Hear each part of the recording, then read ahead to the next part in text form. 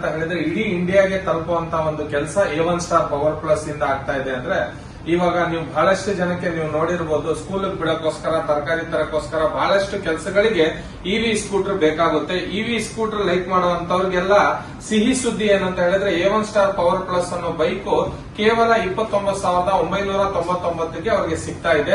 ಇದರ ಜೊತೆಗೆ ಯಾವುದೇ ರೀತಿಯ ಸರ್ವಿಸ್ ಅಥವಾ ಯಾವುದೇ ರೀತಿಯ ಸಮಸ್ಯೆ ಇದ್ರೂ ಕೂಡ A1 star power plus app ಅನ್ನು ಡೌನ್ಲೋಡ್ ಮಾಡಿಕೊಂಡು ಹೆಚ್ಚಿನ ಮಾಹಿತಿಯನ್ನು ಪಡ್ಕೋಬಹುದು. ಅದರ ಜೊತೆಗೆ ನಿಮ್ಗೆ ಎಲ್ಲಾ ರೀತಿಯ ಸೌಲಭ್ಯಗಳನ್ನು ಕೂಡ ಅದರಲ್ಲಿ ಒದಗಿಸಲಾಗಿದೆ.